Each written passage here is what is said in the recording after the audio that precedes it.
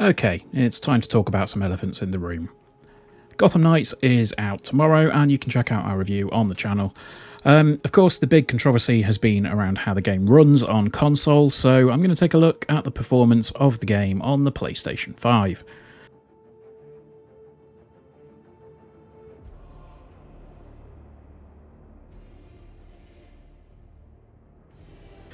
To get the good stuff out of the way first, I personally think the game looks great. As mentioned in the review, there are some phenomenal looking buildings and character models in the game, and they're presented at a native 4K.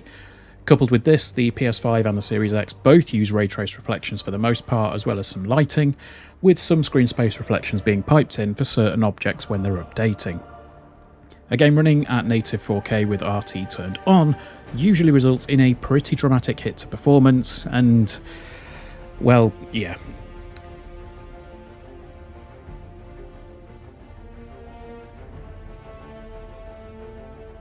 The major talking point over the last week or so has been the 30 frames a second cap on console. I mentioned in the review that the biggest problem the game faces with this in mind is pretty inconsistent frame pacing. We saw this with Elden Ring earlier in the year, where the frame counter will occasionally register above 30 frames a second briefly, then drop below and then back up in a short period of time. It makes for a frustrating experience, particularly with something as action heavy as Gotham Knights, with busy fight scenes encouraging you to get stuck in on a regular basis.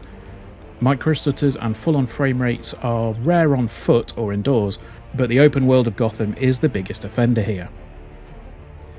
Combat usually holds up pretty well at the 30 frames target, but when you jump onto the bat cycle to make a quick getaway, it really struggles. Frequent drops to the mid-20s aren't uncommon, and quite possibly the most bizarre drop comes when you look at the evidence board in the Belfry, where it stutters and staggers to an astonishingly low rate. There's no dynamic resolution scaling on offer here either, meaning that the only fixed thing seems to be the resolution, at the behest of everything else. It feels like the target for this game was set at 4K with ray tracing, and not much else given to the performance with this game. Which is a real shame, as I'm sure people would have a much better time with it at 60 frames a second.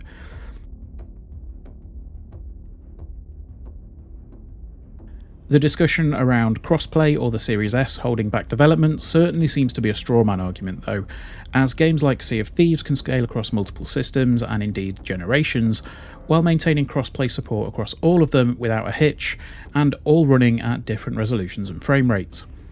Even developing a game for PC requires a dizzying array of configuration options to be chosen in order to get the best performance out of the game, so I'm really not sure what's happened here with Gotham Knights. Even giving people the ability to toggle RT on and off would almost certainly improve performance in that native resolution. And of course, DRS would make a big difference as well. I have to wonder if the game is CPU bound, as the specs for the PC version are pretty hefty on their own, although sadly from what I've heard and seen from others, the performance is not solid across any version of the game, with one person I spoke to stating that the PC version didn't even tax their GPU, but presented a horrible frame rate and wouldn't improve no matter what they did. Still, I think Gotham Knights is a decent game with a really good story. If you can put up with its foibles, it's worth playing. I would hope that some graphical options are incoming, but given the stubborn reluctance to implement things like DRS and even the ability to turn off RT, I wouldn't hold my breath. Thanks for joining us guys. If you've enjoyed this video, please do drop us a like, leave us a comment down below, get yourself subscribed to the channel, and we will see you soon for some more content. Take care, bye bye.